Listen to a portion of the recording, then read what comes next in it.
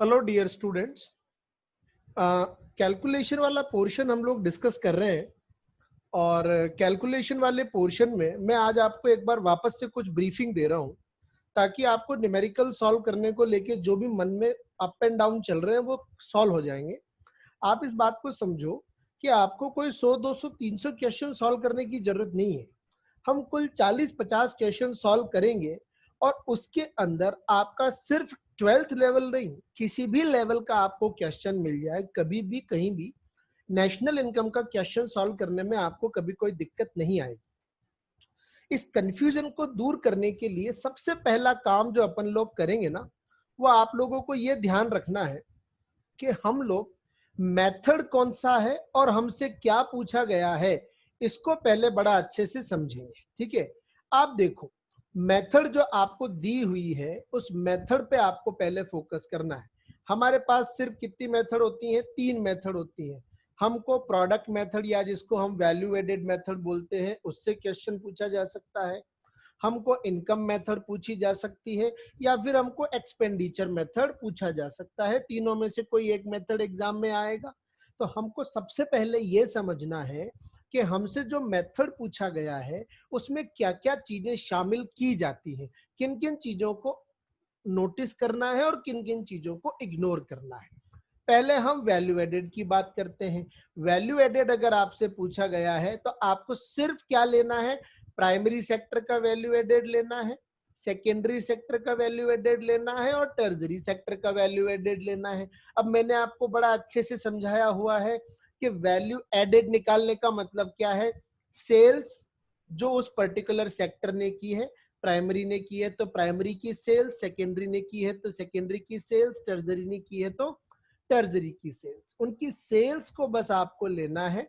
उस सेल्स में से आपको इंटरमीडिएट कंजम्पशन जो होता है, मतलब जो भी इंटरमीडिएट एक्सपेंडिचर्स होते हैं उनको माइनस कर देना है। अब इंटरमीडिएट का मेजर मतलब मैंने आपको समझाया हुआ है कि अगर आपने उस सेल को करने के लिए कोई परचेज किया है तो that purchase will be reduced. ठीक है, तो अब आप समझना, वैल्यू एडेड में जब आप सेल्स माइनस इंटरमीडिएट कर दोगे तो आपको जो मिलेगा वो वैल्यू एडेड होता है।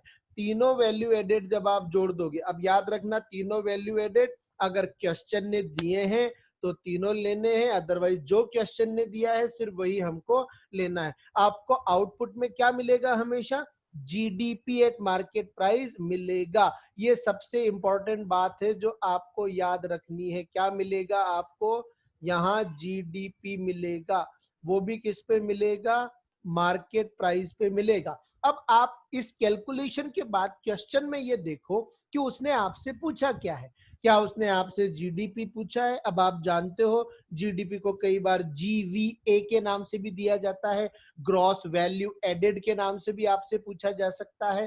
तो जीडीपी एट मार्केट प्राइस जब आपको एक बार मिल गया तो क्वेश्चन बोलता है अगर आपसे कि आपको एनडीपी निकालना है। क्या निकालना है? एनडीपी। तो सिर्फ क्या माइनस कर दो? डेप्रिसिएशन। डेप्रिसिएशन को हम अलग अलग नामों से जानते हैं, हम जब क्वेश्चंस कर रहे हैं तो हमने समझा भी है। हम उसको कंजम्पशन ऑफ फिक्स कैपिटल भी बोलते हैं, डेप्रिसिएशन तो बोलते ही हैं। Reduction in value of the asset भी हम उसको नाम देते हैं। देखेंगे अब क्वेश्चन में जब अलग अलग नामों से आएगा तो हम अलग अलग नामों को जानेंगे। अगर एनडीपी पूछा है तो डेप्रिसिएशन माइनस करके निकाल देंगे। अब अगर एनडीपी के बाद में उसने आपसे एनडीपी मार्केट प्राइस की जगह एनडीपी एट फैक्टर कॉस्ट पूछ लिया तो फैक्टर कॉस्ट तक पहुंचने के लिए आपको क्या करना पड़ेगा? नेट इनडायरेक्ट टैक्सेस को माइनस करना पड़ेगा। अब नेट इनडायरेक्ट टैक्सेस का मतलब आप समझते हो। इनडायरेक्ट टैक्सेस हमने बहुत अच्छे से मेहनत की हुई है, फिर भी रिपीट करा रहा हूं दोबारा। इनडायरेक्ट टैक्सेस ये तो क्या होते हैं? माइनस, और इसमें क्या प्लस कर दिया जाता है? सब्सिडी। समझ रहे हो आप बात को? तो इनडायरेक्ट टैक्सेस माइनस करने हैं, सब्सिडी को प्लस करना है। क्वेश्चन ने अगर आपको डायरेक्टली नेट इनडायरेक्ट टैक्सेस दे रखा है तो आप उसको माइनस कर देंगे। मैं आपको एक लेवल ऊपर जाके और बता देता हूं, अगर कभी आपको क्वेश्चन ने नेट सब्सिडी दे रखी हो तो, नेट सब्सिडी अगर दे रखी हो तो याद रखना इनडायरेक्ट टैक्स का नेचर क्या है? माइनस, नेगेटिव, जबकि सब्सिडी का नेचर क्या है? प्लस। तो याद करना आप कि अगर आपको नेट सब्सिडी कभी किसी क्वेश्चन ने दे रखी है तो उसको आपको ऐड करना है, नेट इनडायरेक्ट टैक्सेस दे रखे हैं तो उसे माइनस करना है। अगर आपको इनडायरेक्ट टैक्स और सब्सिडी दोनों दे रखा है तो इनडायरेक्ट टैक्स को माइनस कर दो, सब्सिडी को ऐड कर दो, तो आपको क्या मिल जाएगा, एनडीपी एट फैक्टर कॉस्ट आपको मिल जाएगा। अब अगर मान लो सेम क्वेश्चन ने आपसे ये भी पूछ लिया कि नेशनल इनकम निकालो साहब। अब हम जानते हैं नेशनल इनकम का मतलब क्या होता है, एनएनपी एट फैक्टर कॉस्ट, तो एनडीपी आपने निकाल रखा है। अब आपको अगर एनएनपी निकालना है तो आपको क्या करना है, सिर्फ नेट फैक्टर इनकम अब्रॉड को इसमें ऐड कर देना है। अब आपके मन में डाउट आ सकते हैं, सर एक्सपोर्ट इंपोर्ट भी दिया हुआ होता है और नेट फैक्टर इनकम अब्रॉड भी दिया होता है। याद रखना, एक्सपोर्ट एंड इंपोर्ट का इस्तेमाल सिर्फ हमको कहां करना है, एक्सपेंडिचर मेथड में करना है। एक्सपेंडिचर मेथड के अलावा हमको उसको और कहीं भी यूज नहीं करना है, ये ध्यान रखना आप। नेट फैक्टर इनकम अब्रॉड का जो मतलब है वो हमको सब जगह काम में आने वाला है, ध्यान रखना, चाहे वैल्यू एडेड मेथड हो, चाहे इनकम मेथड हो, चाहे एक्सपेंडिचर मेथड हो, तीनों में ये हमको काम आने वाला होता है। तो एक बात आप समझो कि अगर आपसे वैल्यू एडेड में नेशनल इनकम पूछ ली जाए या एनएनपी एट फैक्टर कॉस्ट पूछ लिया जाए तो आपको नेट फैक्टर इनकम अब्रॉड को ऐड कर देना है। अब आप याद रखना, नेट फैक्टर इनकम आपको क्वेश्चन में डायरेक्टली दी जा सकती है या फिर आपसे ये कहा जा सकता है कि net factor income from abroad, तो फ्रॉम अगर है तो ऐड होगा। क्या बोला मैंने, अगर फ्रॉम है, क्या है, फ्रॉम, तो फ्रॉम का नेचर हमेशा क्या है, ऐड। और अगर क्या दे रखा है, to net factor income to abroad अगर दे रखा है तो आपको उसको क्या करना है, फिर यहाँ पे माइनस करना है। फ्रॉम होगा तो प्लस होगा, टू होगा तो माइनस होगा, याद रखना बड़े अच्छे से, ये क्लियर होना चाहिए वैल्यू एडेड मेथड के बारे में। अब हम बात करते हैं इनकम मेथड की। तो इनकम मेथड में तीन चीजें हमारे बड़े काम की है, हमको बेसिक कैलकुलेशन के लिए तीन चीजों को ऐड करना है। कंपनसेशन ऑफ द एम्प्लॉय, अब आपको मैंने समझा रखा है, कंपनसेशन ऑफ द एम्प्लॉयज अलग अलग नाम से आ सकता है, salary, wages, paid to the worker, किसी भी नाम से आपको मिल सकता है। दूसरी चीज हमको क्या ऐड करनी है, दैट इज ऑपरेटिंग सरप्लस। अब ऑपरेटिंग सरप्लस में आप लोग जानते हो क्या क्या चीजें आती है, इंटरेस्ट आता है, प्रॉफिट आता है, फिर हमने प्रॉफिट के भी अलग अलग टुकड़े देखे हैं, जब हम न्यूमेरिकल करेंगे तब एक बार वापस उनको समझेंगे।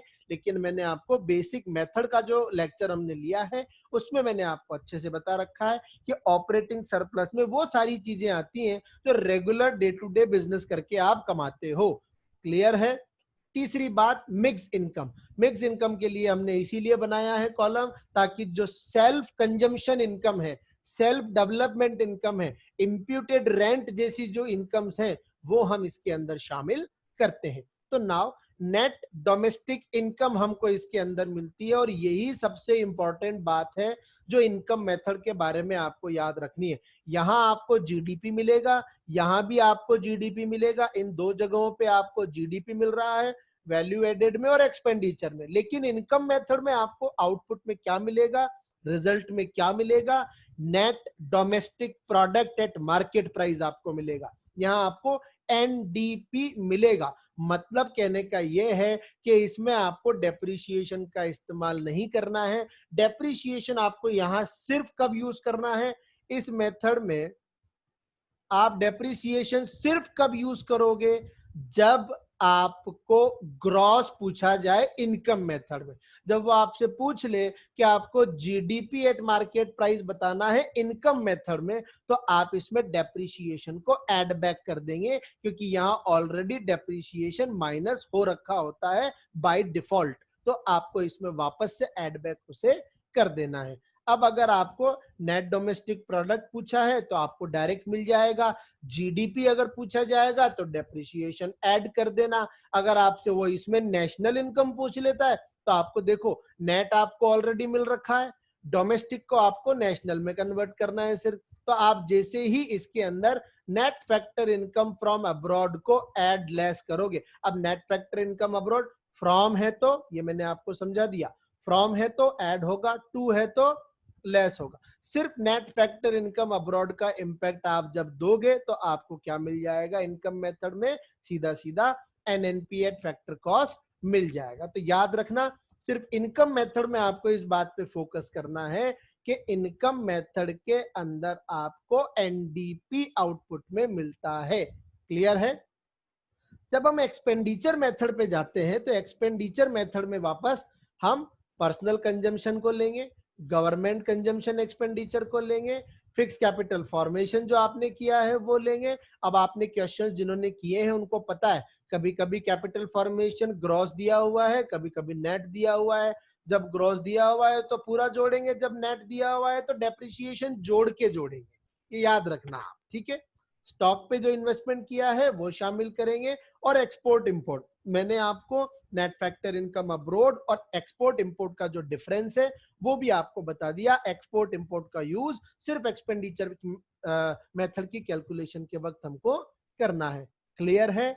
नाउ आपको इस कैलकुलेशन से जो मिलेगा वो जीडीपी एट मार्केट प्राइस है, और उसके बाद आपको क्या करना है ये आप ऑलरेडी जान चुके हो, जो वैल्यू एडेड में किया था वही वापस करना है। डेप्रिसिएशन माइनस करोगे तो नेट डोमेस्टिक प्रोडक्ट मिल जाएगा, इनडायरेक्ट टैक्सेस को माइनस करोगे नेट को। अब इनडायरेक्ट टैक्सेस मैंने बता दिया कैसे ट्रीट करना है, सेम करोगे तो वापस यहाँ पे आपको एनडीपी एट फैक्टर कॉस्ट मिल जाएगा, और नेट फैक्टर इनकम को आपने ट्रीटमेंट जब दिया, फ्रॉम है तो जोड़ देंगे, टू है तो माइनस कर देंगे, एनएनपी एट मार्केट पर एनएनपी एट फैक्टर कॉस्ट आपको यहाँ पे मिल जाएगा। तो याद रखना, तीनों मेथड में, वैल्यू एडेड और एक्सपेंडिचर मेथड में तो मैकेनिज्म ऑलमोस्ट एक जैसा चलेगा, बस ये है यहां पे ट्रांजेक्शन्स अलग हो जाएंगे, यहां पे ट्रांजेक्शन्स अलग हो जाएंगे। क्लियर है? अब मैं आपको जो है कुछ क्वेश्चन इसी वीडियो के अंदर करवा रहा हूं, ऐसे आपको सीरीज मिलेगी। मैं आपको रोज कुछ ना कुछ, ये जो न्यूमेरिकल मैंने आपको दिए हैं ये मैं आपको सॉल्व करवा रहा हूं, आप इसको प्रैक्टिस कीजिएगा। मैंने आपको पहले ये खुद के दम पे करने के लिए इसीलिए दिए थे ताकि आप इनके साथ उलझ के रहें, तो आपको पता लगेगा कि हाँ, इन चीजों को करने के लिए हमको एक बार का कंफ्यूज होना जरूरी था। देखो आप क्वेश्चन नंबर 3 मैं आपको करवा रहा हूं। वैल्यू, देखो सबसे पहले वैल्यू एडेड पूछा है फर्म ए और फर्म बी का, तो वैल्यू एडेड मेथड का क्वेश्चन है, हमको देखते ही पता लग गया। फिर उसने आपको बोला है purchase by firm A from abroad. Firm A जो जिसका हमको वैल्यू एडेड निकालना है, उसने कहां से कुछ खरीदा है, कहीं से भी खरीदा हो, परचेज है मतलब हमारे लिए तो इंटरमीडिएट कंजम्पशन है। क्लियर है? 60 का ट्रीटमेंट हमको इसके अंदर देखते हैं, क्या ट्रीटमेंट मिलता है उसको हम बाद में देखेंगे। सेल्स दे रखी है फर्म बी की, हमको दोनों फर्म का अलग अलग वैल्यू एडेड निकालना है। Purchase by firm A from firm B, तो फर्म बी से फर्म ए ने खरीदा है, ये भी फर्म ए का इंटरमीडिएट है। डोमेस्टिक सेल्स बाय फर्म ए की टोटल सेल्स दे रखी है हमको 220, तो देखो हमने 220 का सेल्स ले लिया, उसमें हमने आगे चलते हैं। एक्सपोर्ट बाय फर्म, एक्सपोर्ट किया है तो प्रोडक्शन किया होगा, तो कितना हो गया 60 का एक्सपोर्ट है, तो ये ऐड होगा। आपने वैल्यू एड किया है, भले ही विदेश में बेचा है उससे कोई फर्क नहीं पड़ता, वैल्यू एडेड के अंदर आपको पता है, हमने अभी अभी मेथड समझा है। टोटल सेल्स लेनी है, एक्सपोर्ट भी एक तरीके की सेल्स ही होती है, आप इस बात को जानते हो। तो हमने 60 का इसके अंदर क्या ऐड कर दिया, एक्सपोर्ट ऐड कर दिया। Opening stock over closing stock, opening का एक्सेस है किस पे, क्लोजिंग पे, मतलब ओपनिंग ज्यादा है और क्लोजिंग कम है, तो change in stock, change in stock क्या हो गया, नेगेटिव हो गया। अरे भाई ओपनिंग था कितना, फॉर एग्जांपल 100, क्लोजिंग कितना रह गया 80, मतलब 20 का बेच दिया ना आपने, रिड्यूस हो गया। तो excess of opening stock over closing stock को हम क्या करेंगे, यहाँ पे माइनस कर देंगे क्योंकि नेगेटिव हो गया। अगर यही बढ़ जाता, यही होता है कि देखो अगले में लिखा हुआ है excess of closing stock over opening stock, तो फर्म बी के अंदर जो 30 का फिगर है ये ऐड हो जाएगा, आपको मैं दिखा सकता हूं, यहाँ पे ये ऐड हो गया। ठीक है, now purchase by firm B from firm है, तो ये फर्म बी का इंटरमीडिएट कंजम्पशन है। तो देखो आप, हमने सेल्स ले ली, हमने एक्सपोर्ट को ऐड कर दिया, हमने जो चेंज इन स्टॉक नेगेटिव था, जो स्टॉक गिर गया था, नेगेटिव हो गया था, उसको माइनस कर दिया, और हमने इंटरमीडिएट परचेज जो फर्म बी से किया है उसको माइनस कर दिया, और हमने विदेशों से जो इंटरमीडिएट परचेज किया है उसको माइनस कर दिया।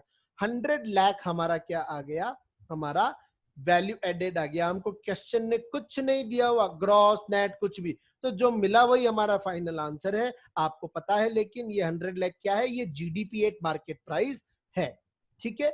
ऐसे फर्म बी के लिए 180 का उसका टोटल सेल्स है, वो हमने ले लिया।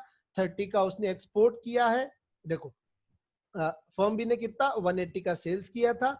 उसके बाद change in stock, sorry export नहीं किया है, चेंज इन स्टॉक है। Closing stock minus opening stock कितना है 30, तो 30 हमने ऐड कर दिया एक्सपोर्ट।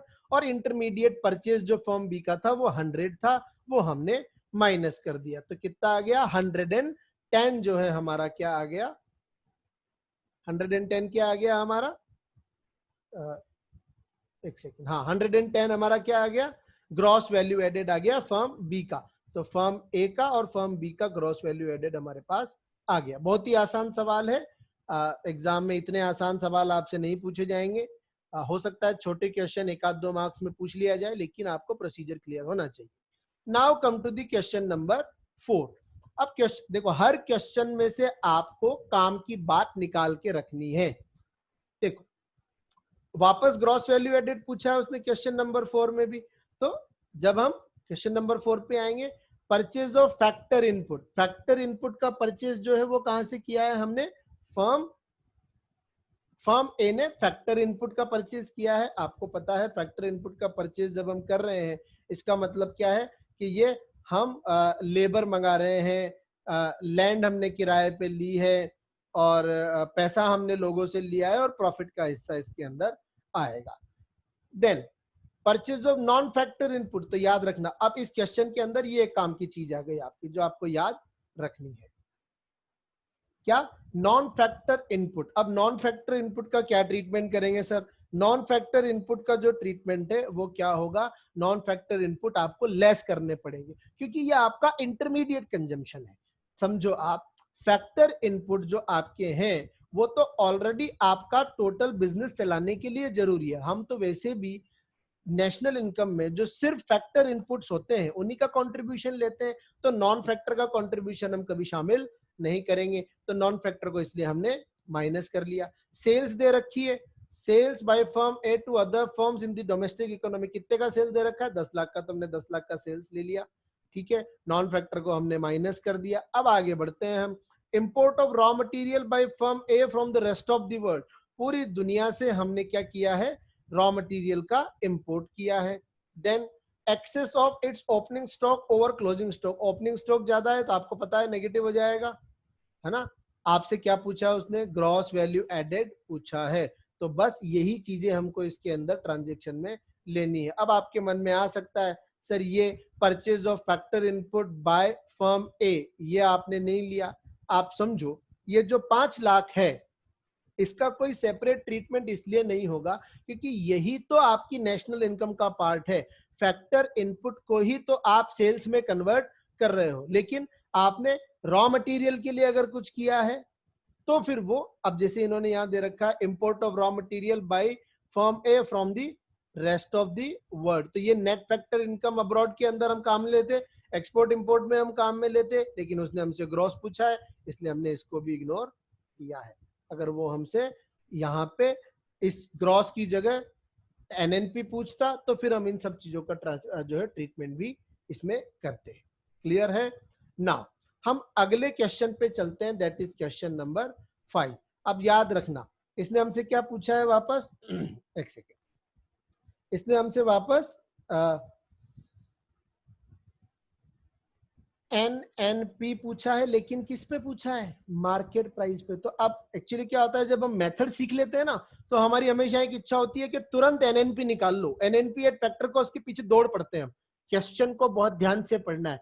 उसने आपसे पूछा है एनएनपी एट मार्केट प्राइस, किन मेथड से, एक्सपेंडिचर मेथड से पूछा है और इनकम मेथड से पूछा है। इन दो मेथड से उसने आपसे कैलकुलेशन पूछी है। तो क्वेश्चन नंबर 5 को जब हम करना शुरू करें, एक एक ट्रांजेक्शन को देखते चलते हैं। ये कंजम्पशन एक्सपेंडिचर है, आपको पता है एक्सपेंडिचर मेथड में काम आएगा, अभी अभी हमने देखा था। वेजेस एंड सैलरीज है, आपको पता है कौन सी मेथड में काम आएगी, ये कंपनसेशन टू एम्प्लॉइज है, ये तो कंपनसेशन टू एम्प्लॉइज हम इनकम मेथड में यूज करते हैं। ये किसका कंट्रीब्यूशन है, एम्प्लॉयर्स का। मैंने आपको बहुत बार समझाया है एम्प्लॉयर का कंट्रीब्यूशन तो इस्तेमाल में लिया जाएगा, लेकिन आप अगर नोटिस करेंगे तो यहां आपको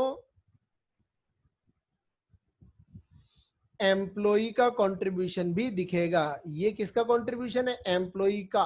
चाहे किसी के भी थ्रू गया हो, भले ही एम्प्लॉयर के थ्रू गया हो, उससे कोई फर्क हमको नहीं पड़ता। एम्प्लॉई का कंट्रीब्यूशन है, शामिल नहीं करेंगे।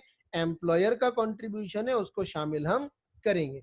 उसके बाद आपको gross business fix capital formation दिया है। आपको पता है हमको कहाँ इस्तेमाल करना है, एक्सपेंडिचर मेथड में इसका इस्तेमाल होगा। ग्रॉस रेजिडेंशियल कंस्ट्रक्शन दिया है, इसका भी आप लोगों को पता है कि कहाँ इस्तेमाल होगा। ये भी हमारा एक्सपेंडिचर मेथड में काम आएगा। ग्रॉस पब्लिक एक्सपेंडिचर, अब याद रखना, गवर्नमेंट कंजम्पशन एक्सपेंडिचर और ग्रॉस पब्लिक एक्सपेंडिचर एक ही चीज के दो अलग अलग नाम है। तो ये सरकार का खर्चा है, रेंट इनकम मेथड में जाएगा, इन्वेंट्री इन्वेस्टमेंट एक्सपेंडिचर मेथड में जाएगा, dividend, corporate profit tax, corporate saving, ये दोनों के दोनों कहाँ जाएंगे? इनकम मेथड में जाएंगे। लेकिन अगर इसी क्वेश्चन में आपको प्रॉफिट अलग से दिया हुआ होता, तो प्रॉफिट का वैल्यू करके दिया हुआ होता टोटल में, तो फिर हम प्रॉफिट को शामिल करते हैं, फिर हम डिविडेंड और कॉर्पोरेट सेविंग को शामिल नहीं करते। उसका लॉजिक भी मैंने आपको मेथड के वक्त समझाया था। वो लॉजिक क्या था? क्योंकि ये प्रॉफिट का ही पार्ट होता है, ऑलरेडी प्रॉफिट में इंक्लूडेड होता है, इसीलिए इनको अलग से फिर नहीं जोड़ा जाता। यहाँ पूरे क्वेश्चन में हमको कहीं भी प्रॉफिट वर्ड नहीं दिया हुआ है, इसलिए हम इन दोनों को जोड़ रहे हैं। इनकम मेथड के वक्त में काम आएगा। एक्सपोर्ट और इंपोर्ट आपको पता है कहाँ पे काम आते हैं, हमको एक्सपेंडिचर मेथड में काम आएंगे। इंटरेस्ट भी हमको कहाँ काम आएगा? इंटरेस्ट हमको इनकम मेथड में काम आएगा। मिक्स इनकम आप जानते हो, मिक्स इनकम हमको कहाँ काम आएगी? इनकम मेथड में काम आएगी। नेट फैक्टर इनकम अब्रॉड सब जगह काम आता है। देखते हैं क्वेश्चन ने क्या पूछा है हमसे, एनएनपी पूछा है मार्केट प्राइस पे, तो फैक्टर इनकम कहाँ काम आती है? डोमेस्टिक को नेशनल में कन्वर्ट करते वक्त, तो नेट फैक्टर इनकम हम शामिल करेंगे। डेप्रिसिएशन नेट पूछा है तो काम आएगा, लेकिन नोटिस करना यहाँ पे डेप्रिसिएशन का अमाउंट कितना दिया है आपको? 0। तो डेप्रिसिएशन का अमाउंट जब आपको 0 दिया गया है, तो डेप्रिसिएशन के चक्कर में कंफ्यूज मत हो जाना।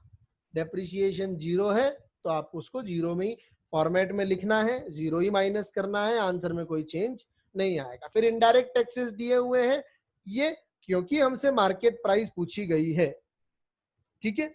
तो मार्केट प्राइस जब पूछी जाएगी तो इनडायरेक्ट टैक्स और सब्सिडी का कोई भी रोल नहीं है। कहां पे?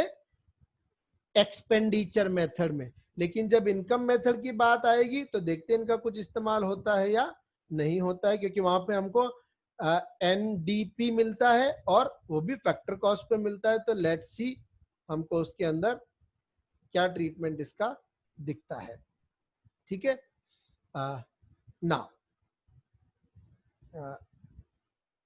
एक सेकेंड, अब मैं आपको समझाता हूं। पर्सनल कंजम्पशन एक्सपेंडिचर ले लिया, gross business fix capital formation ले लिया, ग्रॉस रेजिडेंशियल कंस्ट्रक्शन इन्वेस्टमेंट ले लिया, ग्रॉस पब्लिक एक्सपेंडिचर ले लिया, इन्वेंट्री इन्वेस्टमेंट हमने ले लिया, excess of export over import मैंने आपको समझाया था। ये सिर्फ कहाँ काम आता है? एक्सपेंडिचर मेथड में काम आता है। इसी क्वेश्चन में आपको ये भी मिलेगा और इस क्वेश्चन में आपको एनएफआईए भी मिलेगा। तो देखो, हमने जब बेसिक कैलकुलेशन कर रहे हैं, हम जब मेथड का कैलकुलेशन कर रहे हैं, तो हमने excess of export over import को शामिल कर लिया, ये हमने सबको ऐड किया और हमको 2200 का क्या मिल गया? जीडीपी एट मार्केट प्राइस मिल गया। लेकिन क्वेश्चन ने हमसे क्या पूछा है? हमसे एनएनपी एट मार्केट प्राइस हमसे क्वेश्चन ने पूछा है। तो देखो, एक्सपोर्ट इंपोर्ट तो यहाँ पे इस्तेमाल किया है और एनएफआईए को हमने जब इसको कन्वर्ट करेंगे तब इस्तेमाल करेंगे। डेप्रिसिएशन मैंने कहा था फॉर्मेट में लिखना है, 0 आएगा और यहाँ पे नेट फैक्टर इनकम अब्रॉड को हमने माइनस कर दिया। 2180 हमारा क्या आ गया? एक्सपेंडिचर मेथड से नेशनल इनकम का कैलकुलेशन आ गया। क्या हमने फैक्टर कॉस्ट पे निकाला है? नहीं, हमसे क्वेश्चन ने मार्केट प्राइस पे निकालने को बोला था, तो हमने इसको मार्केट प्राइस पे ही निकालना है। अगर क्वेश्चन हमको फैक्टर कॉस्ट पे करने को बोलता तो हम इनडायरेक्ट टैक्स और सब्सिडी का इम्पैक्ट भी इसमें दे देते और हमको फैक्टर कॉस्ट पे आंसर मिल जाता, पर क्वेश्चन ने हमको नहीं बोला है तो हमने वो कैलकुलेशन भी नहीं की है। Now come to the income method. अब इनकम मेथड देखो क्या बोलती है आपको। इनकम मेथड हमसे क्या कह रही है? हमने बेसिक चीजें जोड़ दी, वेजेज एंड सैलरीज को जोड़ दिया। देखो एम्प्लॉयर का कंट्रीब्यूशन आ गया, एम्प्लॉय का कहीं पे भी नहीं आया, लॉजिक हमने समझ लिया। एम्प्लॉय का कंट्रीब्यूशन वेजेज एंड सैलरी में शामिल होता है। ये रेंट, इंटरेस्ट, डिविडेंड और कॉर्पोरेट सेविंग ये प्रॉफिट की जगह पे आई है, ऑपरेटिंग सरप्लस की जगह पे आई है। मुझे और ज्यादा स्पेसिफिकली बोलना चाहिए, मैंने आपको एक टर्म समझाई थी, ऑपरेटिंग सरप्लस। तो ऑपरेटिंग सरप्लस के अंदर रेंट, इंटरेस्ट, प्रॉफिट आता है। फिर प्रॉफिट के कुछ टुकड़े होते हैं जो मैंने आपको समझाए थे। तो डिविडेंड एंड कॉर्पोरेट सेविंग जो है वो प्रॉफिट का पार्ट बनेगा। ठीक है, तो रेंट हमने ले लिया, इंटरेस्ट हमने ले लिया, डिविडेंड हमने ले लिया, dividend and corporate profit tax एक साथ ही दिया हुआ है क्वेश्चन में, तो एक साथ ले लिया। आप अलग अलग भी दिया हुआ होगा तो भी हम अलग अलग ऐड करेंगे, ये याद रखना। कॉर्पोरेट सेविंग्स हमने ले ली। मिक्स इनकम आप जानते हो, खुद के रहने के लिए घर का इस्तेमाल किया है, इम्प्यूटेड रेंट, सेल्फ कंजम्पशन, वो सारी चीजें इसके अंदर शामिल होती है। ठीक है, इन सबको हमने ऐड किया तो 2180 हमको क्या मिल गया, एनडीपी एट फैक्टर कॉस्ट। तो याद रखना, इनकम मेथड से जब भी हम कैलकुलेशन करते हैं, ये इंपॉर्टेंट बात है जो मैं बार बार आपको बोल रहा हूं, इनकम मेथड से हम जब भी कैलकुलेशन करते हैं तो इनकम मेथड का आउटपुट क्या आता है, एनडीपी एट फैक्टर कॉस्ट आता है। अब क्वेश्चन ने हमसे पूछा है एनएनपी एट मार्केट प्राइस, तो हम इस डोमेस्टिक को नेशनल में कन्वर्ट करेंगे और इस फैक्टर कॉस्ट को मार्केट प्राइस में कन्वर्ट करेंगे। तो जब हम मार्केट प्राइस पे और नेशनल में कन्वर्ट करने जाएंगे तो हमने इसमें क्या जोड़ दिया, हमने पहले नेट इनडायरेक्ट टैक्सेस। अब नेट इनडायरेक्ट टैक्सेस हमको क्वेश्चन ने नहीं दिए हुए हैं, हमको इनडायरेक्ट टैक्स दिया है कितने का, 40 का, और हमको क्या दी है, सब्सिडी दी है। तब ध्यान रखना, हम फैक्टर कॉस्ट से मार्केट प्राइस पे जा रहे हैं तो हम उल्टा जा रहे हैं। अगर ये नॉर्मल होता, मार्केट प्राइस दिया हुआ होता और हमको फैक्टर कॉस्ट निकालना होता तो हम इनडायरेक्ट टैक्सेस को माइनस करते और सब्सिडी को ऐड करते, लेकिन इस क्वेश्चन ने हमको उल्टा दिया है। हमने फैक्टर कॉस्ट निकाल लिया, अब उसको मार्केट प्राइस में कन्वर्ट करना है। तो अब यहाँ क्या होगा, या उल्टा होगा, या इनडायरेक्ट टैक्सेस को ऐड किया जाएगा। इसीलिए 40 को क्या कर रहे हैं, हम ऐड कर रहे हैं, और सब्सिडी जो है 20 का उसको क्या कर रहे हैं, माइनस कर रहे हैं। तो जैसे ही इनडायरेक्ट टैक्सेस का इंपैक्ट हमने दिया, +40 -20, इस 20 को जब हमने ऐड किया तो ये 2200 आ जाएगा। That 2200 is what, NNP, net domestic product at market price. तो हमने फैक्टर कॉस्ट को मार्केट प्राइस में कन्वर्ट कर लिया। अब हमको इस डोमेस्टिक को किस में कन्वर्ट करना है, नेशनल में। तो उसके लिए किसका इंपैक्ट देना पड़ेगा, net factor income to abroad दिया है हमको क्वेश्चन में। अगर आपने नोटिस किया हो तो हमको क्वेश्चन ने क्या दिया है, हमको क्वेश्चन ने नेट फैक्टर इनकम